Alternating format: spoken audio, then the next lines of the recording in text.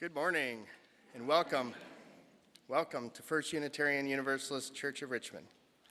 My name is Larry Kruger and it's my honor to serve on your board of directors. For those of you who are new to us and members and friends who are tuning in from near and far, welcome. We are so grateful to connect with you. We are a community of many faith journeys and beliefs committed to being deliberately diverse and fully inclusive. We want you to know that whoever you are, you belong here. We are a community that is resilient and committed to healing, does the work that needs to be done, and commits to maintaining and establishing our relationships. Let us continue to stand together on the side of love. For more information, please visit our website at richmonduu.org, subscribe to our YouTube channel to view past services, and log into services 5 to 10 minutes early to catch the preceding announcements. And we're also inviting everyone to join us for coffee hours, 10 a.m. before services. So next Sunday will be the next official one. So thank you, everyone, for being with us today. May this be comforting, centering, and restorative moment for you. And now I invite you to stand and greet your neighbors.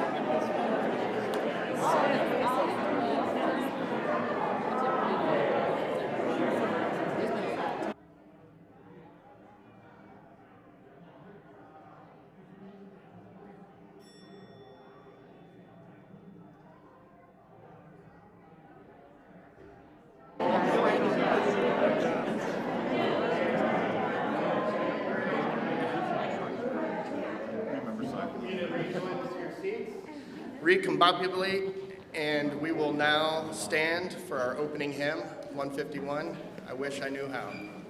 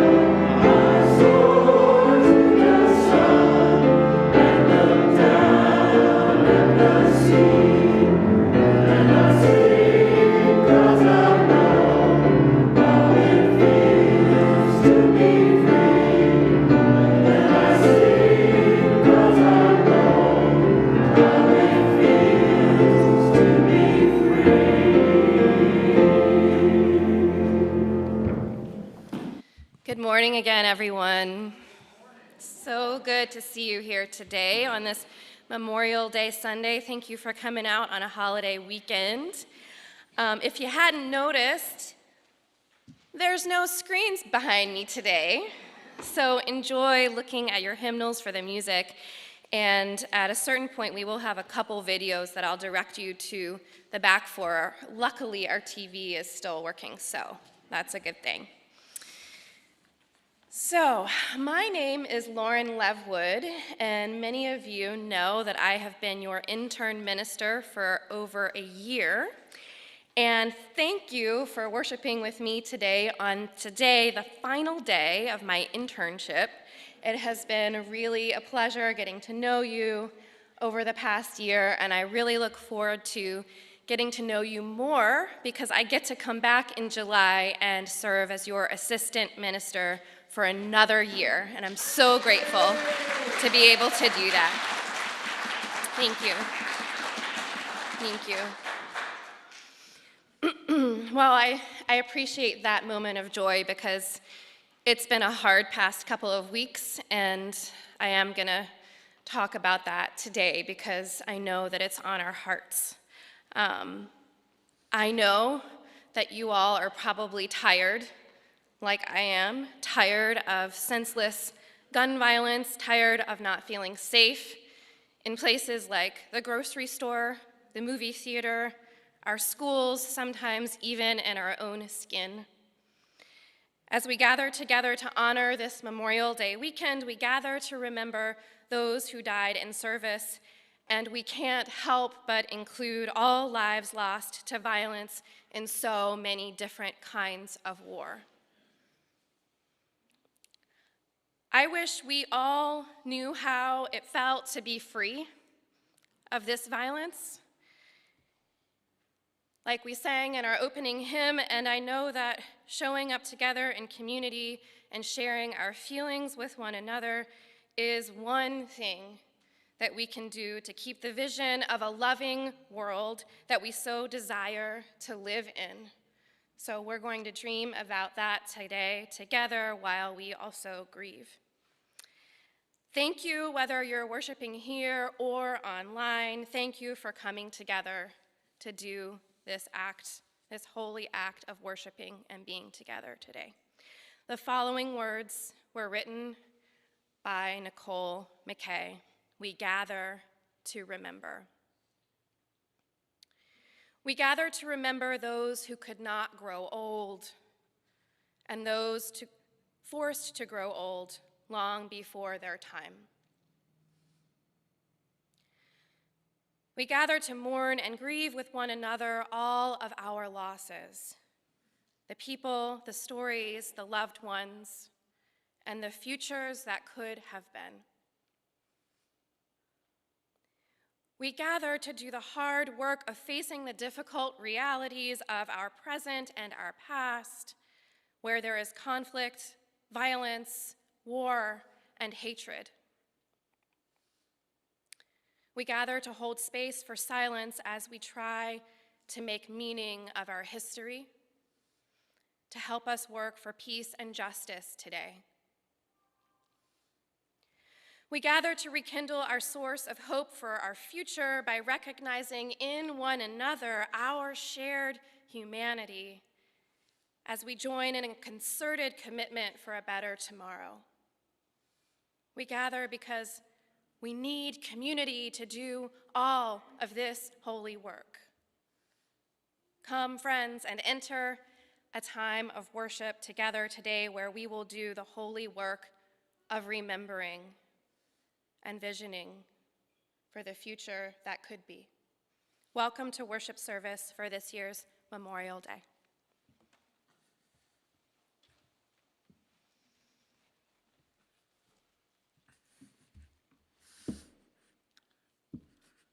Good morning. My name is Duke Pearson, and Rick Williams and I are going to be your chalice lighters today. We're both part of the music ministry here, and we'll be doing a song for you later. And we're honored to be a part of this Memorial Day service. Rick serves as a psychologist at the VA, and I am an Army vet. So we've, to an extent, we've got skin in this game. So let's go on with our chalice lighting. We kindle a flame of remembrance for all those who have inspired us with their words, their acts for peace and justice, their lives given for a greater cause, their love that transcends death. We remember them. Lighting white and red candles are a tradition created to accompany the chalice lighting at Star King School for the Ministry, the alma mater of our beloved Leanne Luskin and Lauren Leatherwood. It was created by theologian and Star King President Emerita Rebecca Parker. The white candle symbolizes violence, suffering, and death, and serves as a reminder that we gather in a time of war. The red candle symbolizes the abiding reality of love and the shared work to restore the human community and the earth to wholeness and harmony. In the words of Rebecca Parker, we must center our hearts and minds for love, for life, daring to bring the colors of life and the energies of passionate caring into sites of devastation within, among, and around us. May it be so. Amen.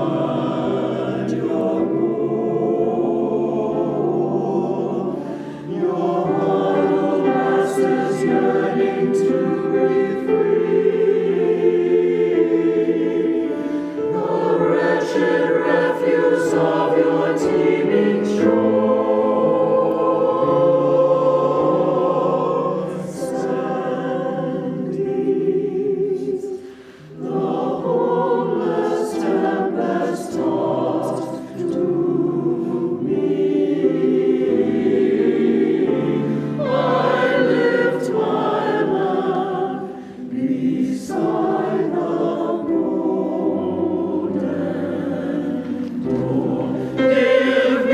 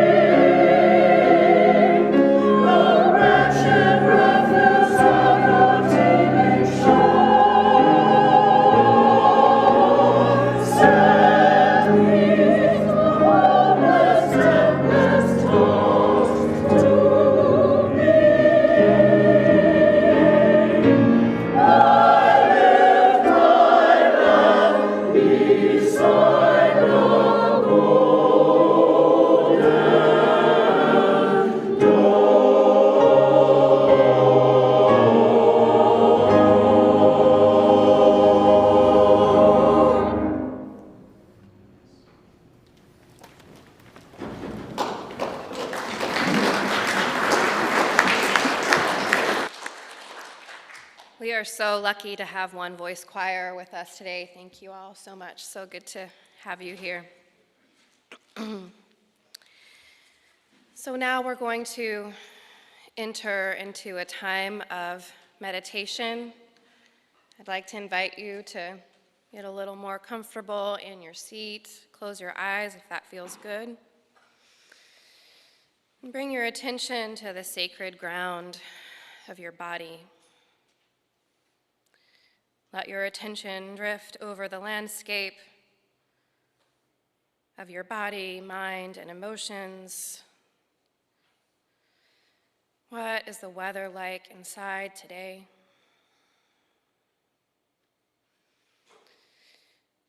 And take a breath, sending that breath to wherever you're feeling tension or suffering. Take a few more breaths as they feel good, sending loving kindness to this body that has carried you for your entire life, to your heart that continues to carry you forward along life's road.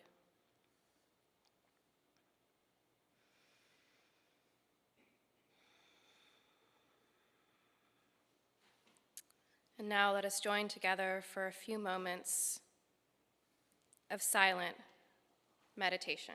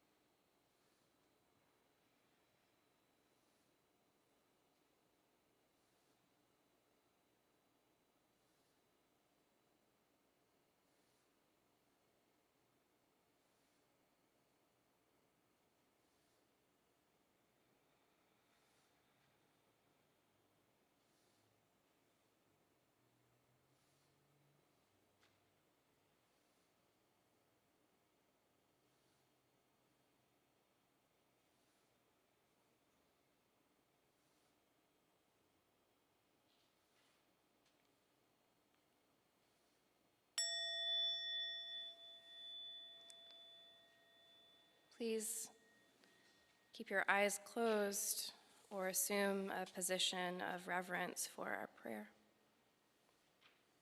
These words are by Laura Martin. Our God, who art right here in Uvalde, again after Buffalo, after Sandy Hook, after Virginia Tech, after.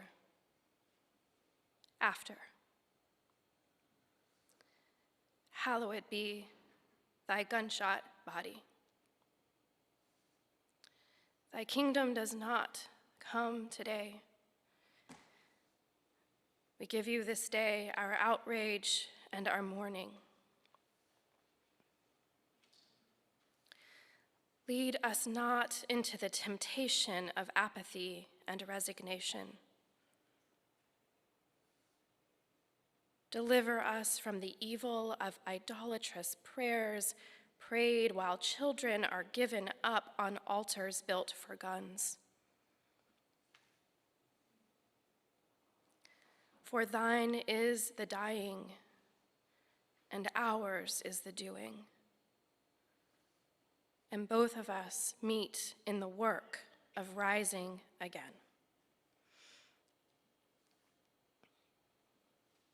Amen.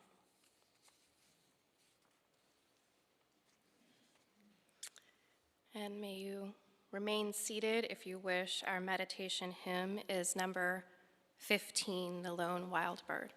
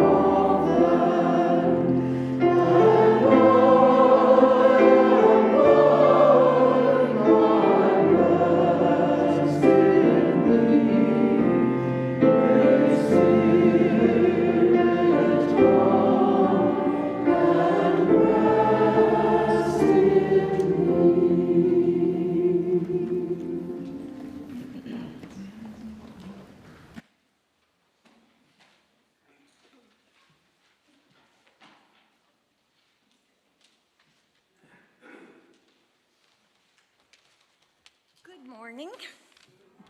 Again, I'm coming to talk to you about an organization I've been personally involved with for 10 years. I'm Louise Warner, and I am on, thanks, your Share the Plate committee. And as I mentioned, Reverend Jean contacted me knowing my involvement with the Virginia Interfaith Center for Public Policy and said they will receive, be part of the Share the Plate. VICPP is made up of faith groups from all across the Commonwealth of Virginia. It's made up of people coming together with the idea that we can make our Commonwealth a better place. It does have a staff of 8 and many volunteers. And the purpose of this group is to say, okay, here's a problem. What legislation can we do to get it done? And they work, regardless of the political party, with all the members of the State General Assembly and even the executive part. Now, for me personally, it brings back some memories. I've been a long-time advocate. When I was in high school, I took Mr. O'Brien's high school civics class, and I learned that the importance of the democratic process was there for us to get together to get, to me, important issues that I'm sure many of us can agree on done. The ICPP is doing this. Through my involvement, I've learned the finer tips of being an advocate, both directly and indirectly, with those who have been elected to serve me and us. I have also learned a lot about our state government. I've learned all about issues ranging from healthcare, needs of the undocumented, solitary confinement, wage theft, and having actually a commonwealth where all can afford to live. I have learned, as many of us love the expression, legislation is like making sausage. Yet, when all faith groups, and indeed all people come together, can the job of making our state a commonwealth, a true commonwealth, is possible. Please, for one last time, dig deep, generously, and let's continue the great work of the VICPP. And I thank you.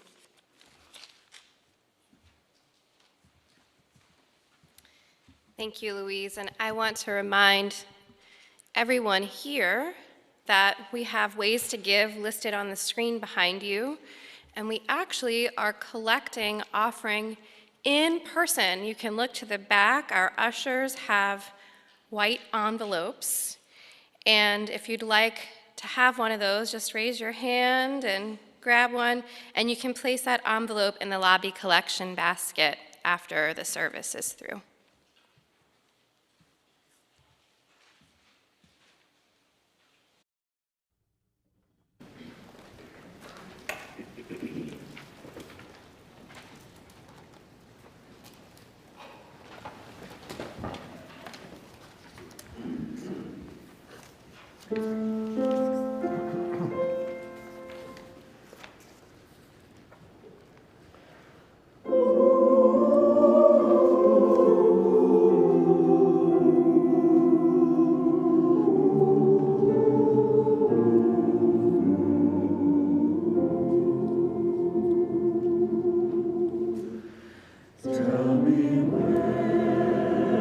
Is the road I can call?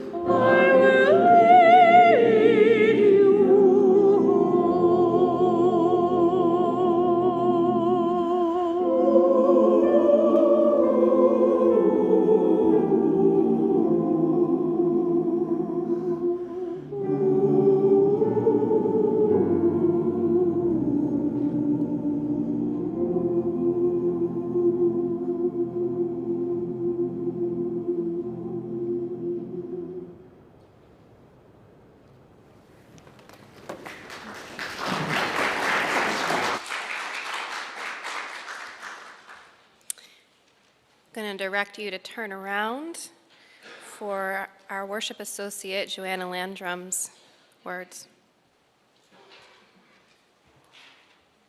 Hi there. My name is Joanna Landrum, and I've been thankful to be a part of the First UU community for almost 3 years now. I've been recently sharing some of my gifts by doing some graphic design work for the church. Is it possible to I'm a pause military that so spouse that of we can 11 hear it? years to my husband Jason, who has served in the Air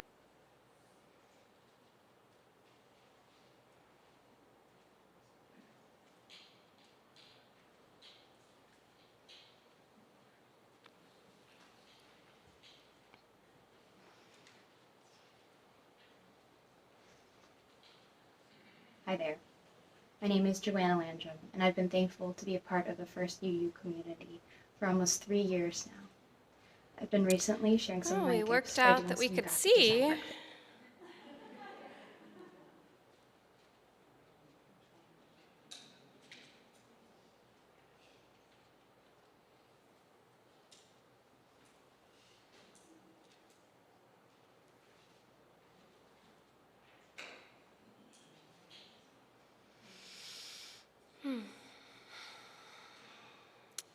Sure do wish we were just worshiping in person like the old days.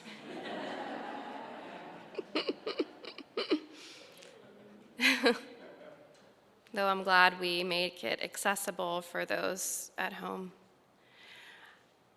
I see you're going to the sermon. I don't want to skip Joanna's words.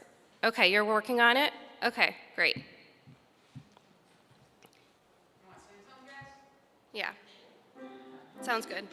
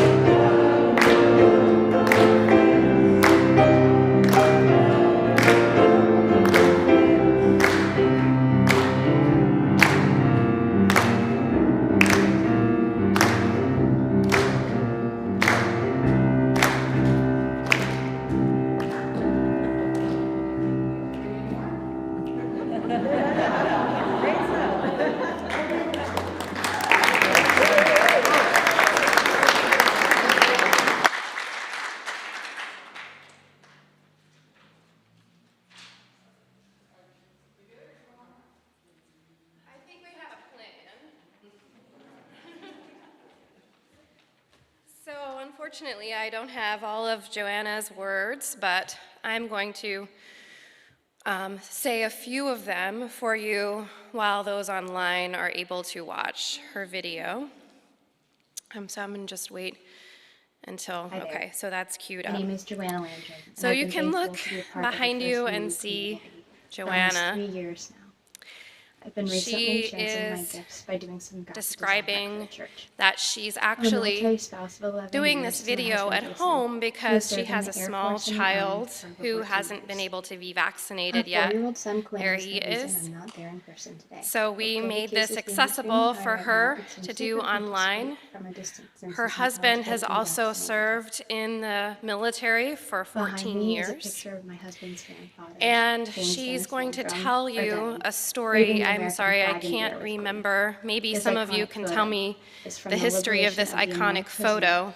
of war camp in Japan in World War II. Or you can look This is the online same later prison and camp hear from the more film about that from Unbroken her. about another But this unborn is one prisoner, of Louis Zamperini. her family's The American ancestors, flag that and Danny this has waved is particular actually a American bed flag sheet that was the prisoners lost colored for over painted 70 with years. colored It was pencil when the guards were actually not around. stenciled, They would place colored it with on the roof colored of their camp pencils to get the by attention of prisoners of planes war flying and overhead. placed on top This of the flag was building where lost they for almost were in 70 order to years. get attention Our Uncle Jerry had before been they were searching for freed. it And over it's the course now of in his the life, and it was Richmond finally found in War 2013 Memorial and Museum. put on I'm not sure the display name in of the that Virginia museum. Am War I right Memorial about that? in 2014.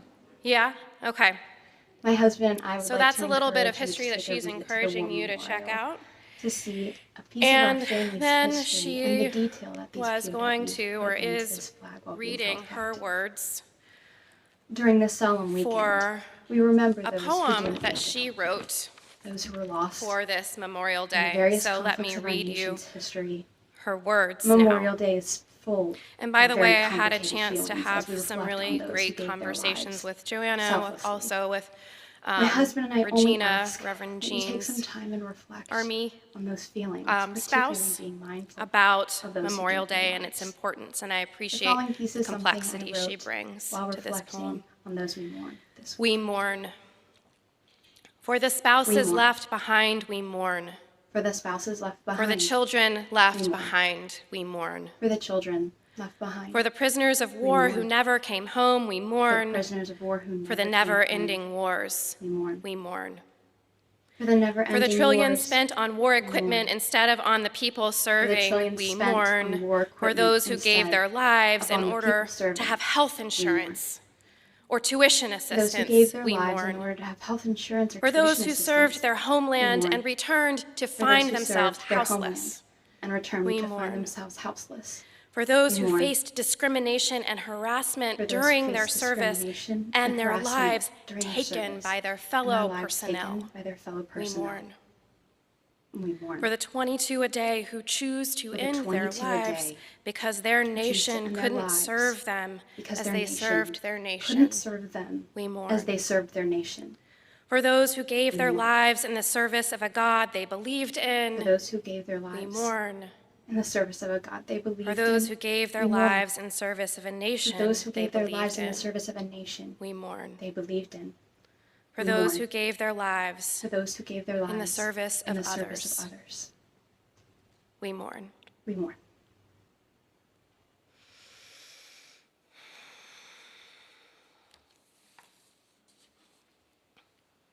We mourn. We mourn. We mourn.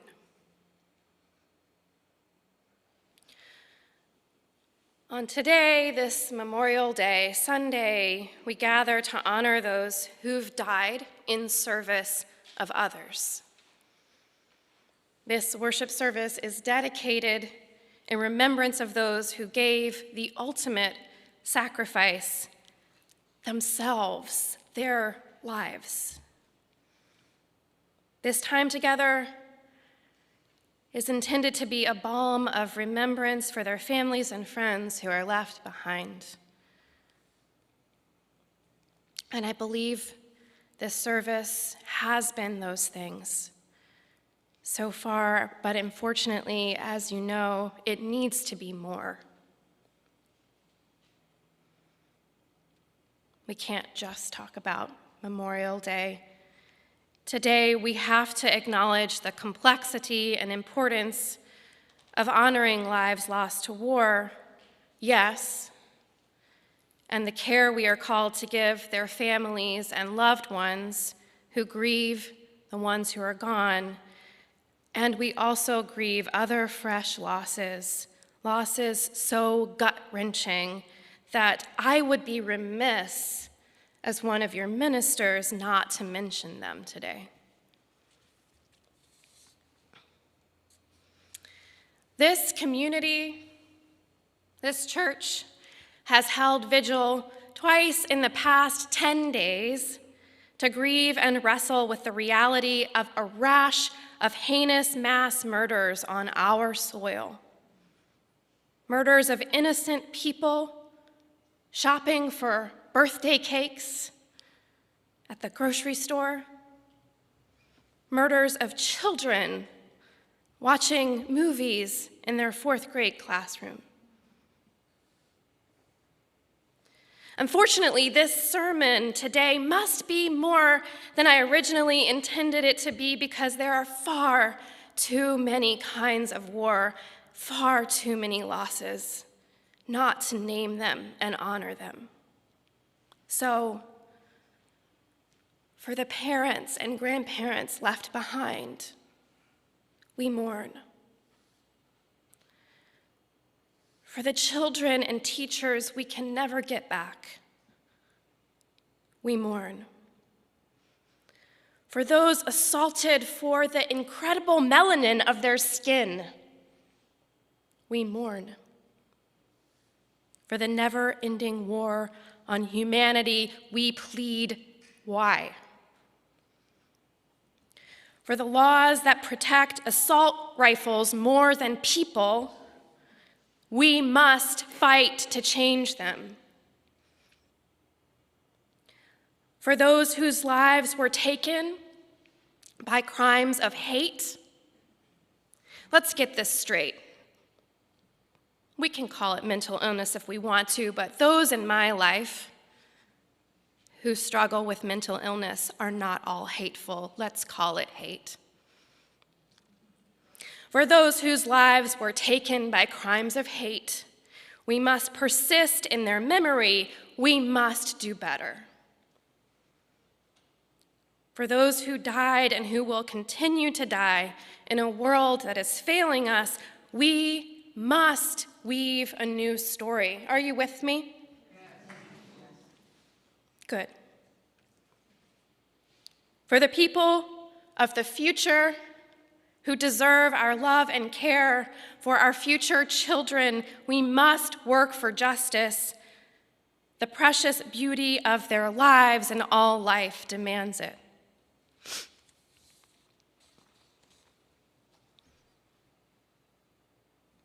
We don't all believe in God here, and that's okay. We're you, and we like it that way. Fill in the blank with what's meaningful to you. Whenever a life is lost to senseless violence, God cries out, no more.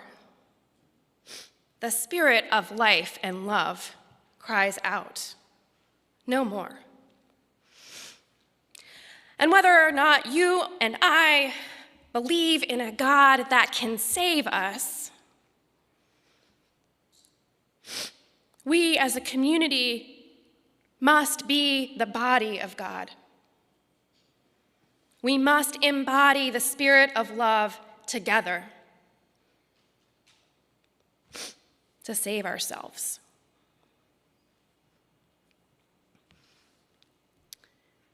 So,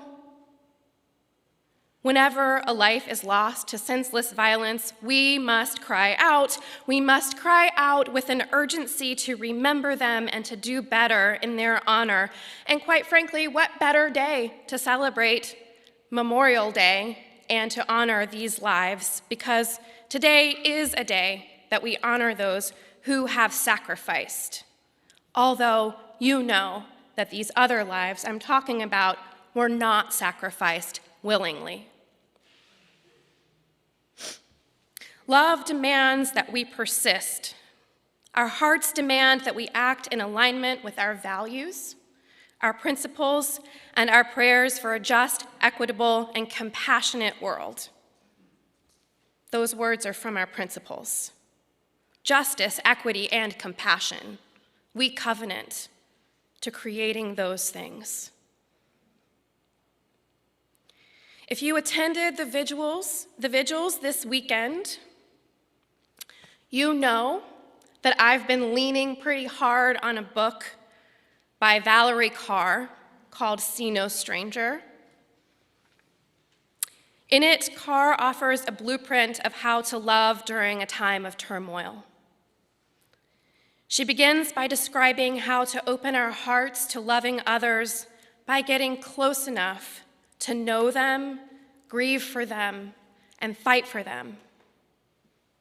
Which is why, even though it's uncomfortable and it's probably not what all of us want to sit for an hour and think about these hard things, it's important to do.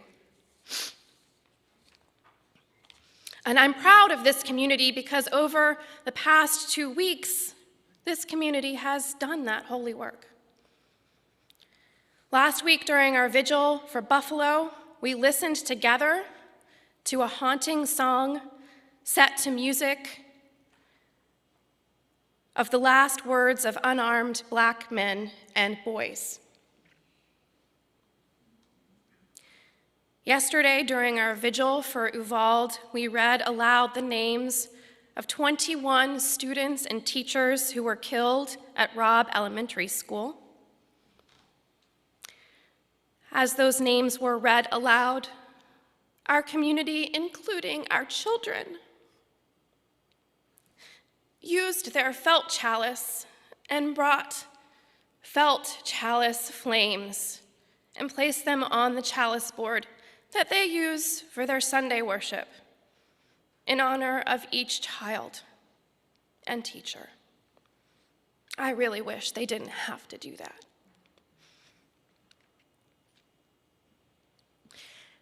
Afterwards, we sat with one another, we listened to one another, and we slowed down enough to speak our pain and hear each other's pain.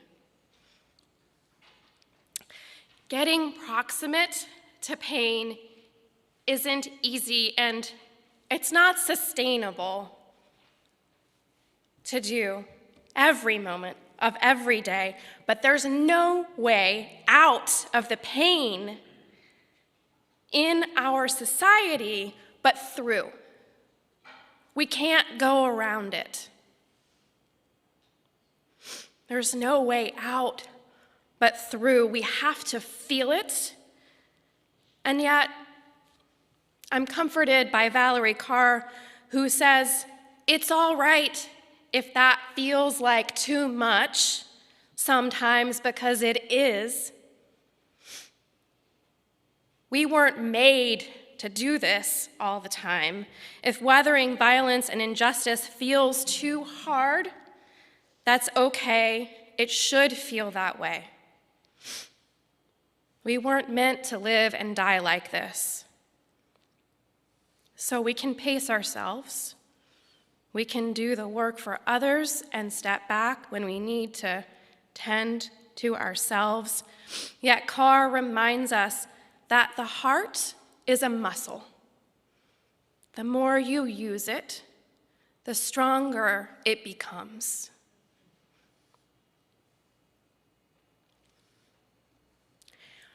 Yesterday, I was scrolling through Instagram as I was waking up. I like to follow Glennon Doyle, among other people, and she had posted a video of Shannon Watts. Do you know who that is? Shannon Watts is the founder of Moms Demand Action, which started after the Sandy Hook shooting. Watts was reminding us that we need to stay in the fight to create the just and loving world that we long for. Quote, she said, "I know that it feels like if there wasn't a solve after Sandy Hook 10 years ago and Parkland 4 years ago, that it isn't ever going to change. it took 100 years of fighting for women to secure the right to vote. It took a 100-year-long fight after the Civil War to end legalized racial segregation. What would have happened if, after year 10, those people gave up? What would have happened, Watts asked, if they decided hope was a feeling instead of a discipline? It may feel like we've been in this too long, and we have. It has been too long, any lives lost or too many, but this is still the beginning of our fight. We have to keep going because it's worth it. It's worth it. I was reminded this past week, and after the vigil I shared this, my daughter was there, that I labored for 3 very long days to birth her. Her birthday was last week, usually near Memorial Day. What would have happened if I'd given up halfway, or if others had given up on me? Because let me tell you, there's no way you can get through 3 days of that on your own. My husband, William, is actually here today. Thank you, William, for supporting me so much during that time. It takes persistence to labor and birth anything. And it takes community support to get through hard times, to give birth to a new and loving world. Just as Shannon Watts reminds us that hope is not a feeling, but a discipline, Valerie Carr writes that love is not a rush of feeling. Love is sweet labor. And I quote Valerie Carr, "If you're like me, sometimes you're just too tired to cry, too tired to feel. When that moment comes, I ask you not to judge the emotions in your body. Let them come and go. There's something called empathy fatigue that's very real, that happens when we get overloaded by other people's pain. And the good news is that we don't need to feel empathy all the time. Love is not a rush of feeling. Love is sweet labor. What matters is the work your hands do, the work our bodies do. So breathe and rest. And when you're ready, see if you can wonder about the world just a little, just enough to labor one more day. Let wonder surprise you. She's talking here about wondering about each person, one person at a time, so that the grief can become personal and real. It's too much for us to comprehend all of it at once. One at a time is enough to keep us wondering. Let that wonder surprise you enough to labor one more day.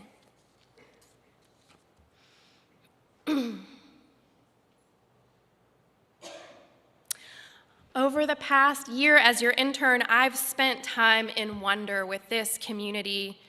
Each one of you that I've gotten to know has helped teach me a little bit more about how to love. and a little bit more about what we must do to mend this broken world. That's what we're in community for, right?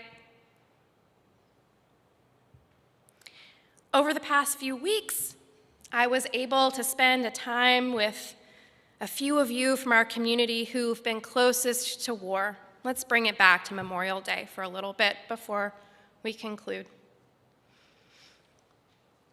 In preparation for this Memorial Day Sunday, during these one-on-one conversations that I've had, my heart has grown larger in love. Listening to other people's stories does that. So today, I want you to know that whether you serve for 2 years or 20, thank you for your service. Today, we honor those who have died, but anyone who has served has willingly put their life on the line. Thank you. And no matter our feelings about war, because after all, we're UUs, we're all different. We like it that way. No matter our feelings about war itself, we humble our hearts in grateful recognition of the sacrifice those have made who willingly gave their lives in exchange for ours, who are not here today. So with this, I'm going to leave you with a question. I'm going to leave us with a question. What values are important enough to us to give our lives to?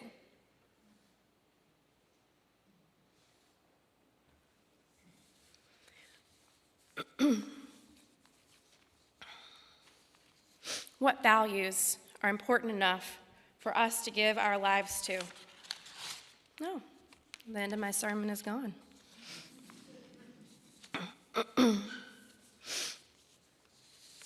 No. Thanks, Reverend Jean, for making me go off script. She was so good at that. And you've hung in here until 12 anyway, so let's bring it home. What values are important enough for us to give our lives to?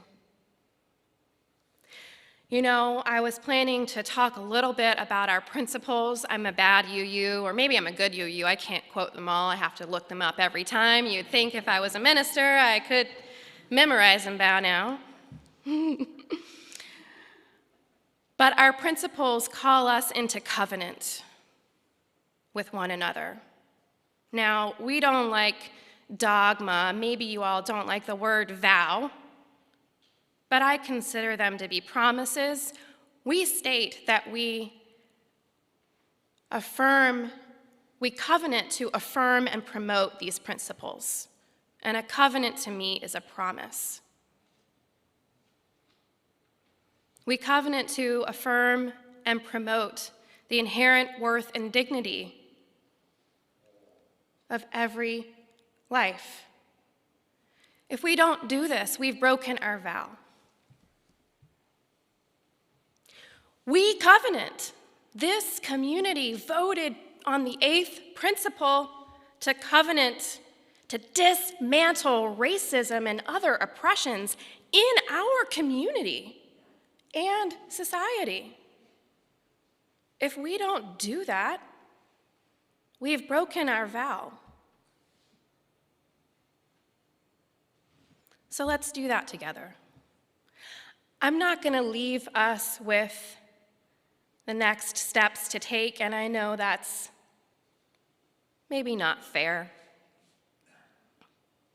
but we have to do it together. So my charge to this community is to lean into one another, to do the work of remembering that we do on Memorial Day, that we do at our vigils, and to keep doing it, to not let the vigils satisfy us, to not let the worship services satisfy us, to let them be a balm for us and a wave for us to continue pushing us along the way. May it be so, and may we be the ones to make it so. Amen.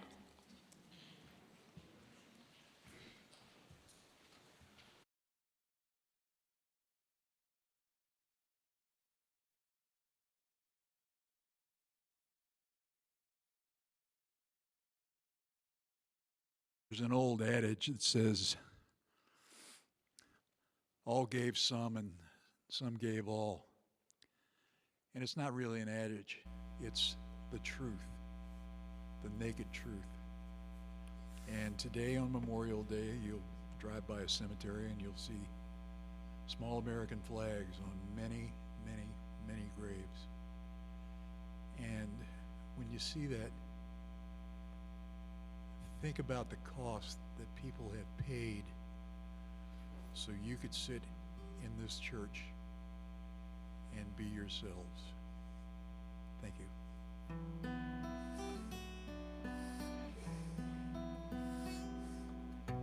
You'll never know what you're giving up till you give it all you have.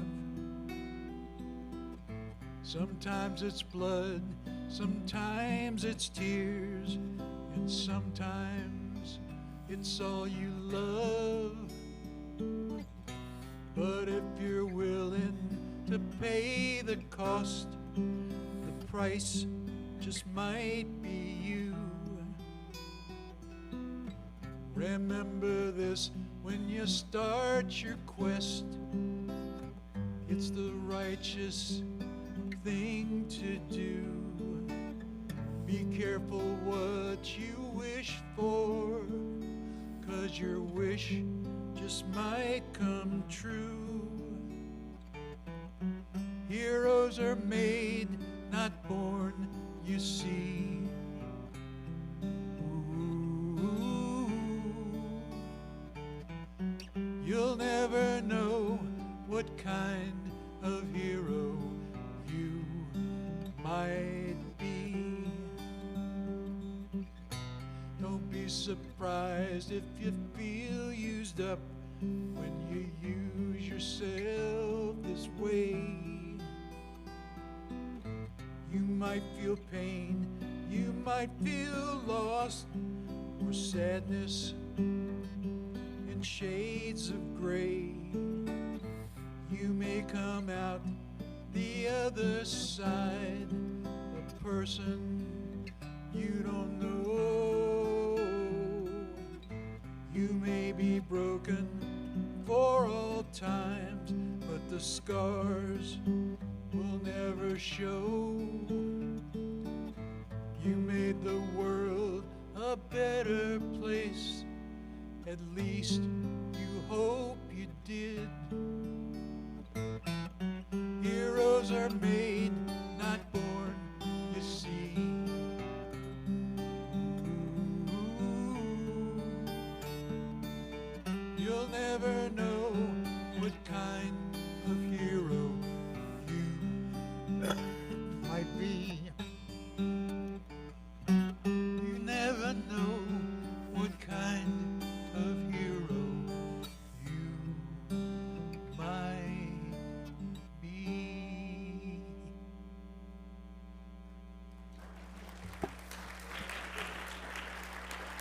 Thank you very much.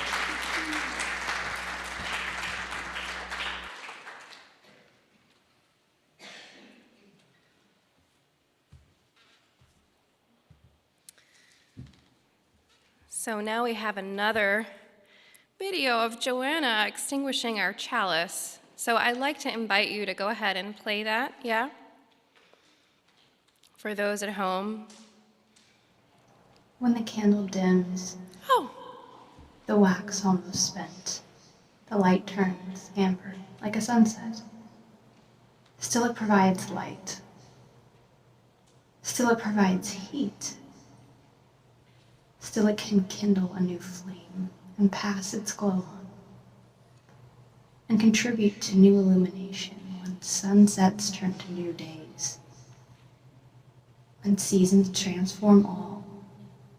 When the candle dims, all is not lost. Hope continues, uncertain and true, like candlelight ready to spark again. All is not lost.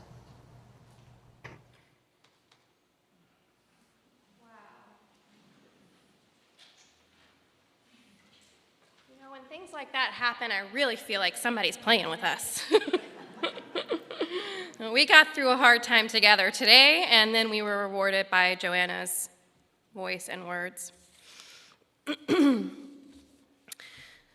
So I'm going to leave you with some words from a few others before we conclude our service, and then we'll have a final piece of music before we go on our way. In the words of a former friend of mine and journalist, Dahlia Lithwick, try to find a way to tend your broken hearts after this week, but also to fight as though your anger might forestall the next broken heart. And in the words of Reverend Anna Bladell, we read these at the vigil last night, none of this is normal. None of this is new, even as so much it feels unprecedented. All of this has been building for a long time. Repairing, restoring, healing is slow, long labor. Some losses can never be made right. Here we are. May we breathe, create, harbor, share nourishment, savor the joy that finds us. God, please let us savor that joy in honor of those lives that were taken. Cultivate beauty where and how we can. Disrupt the shit that's killing us. Collectively and unequally, tend life with fierce and tender care. As you move into the world in the coming week, may you remember all is not lost. If it was, we wouldn't be here. We're in this together.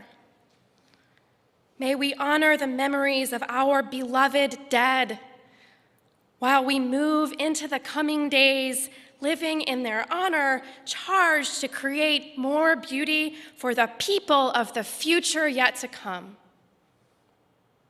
May it be so, and may we be among those to make it so. Amen, amen, amen, and blessed be.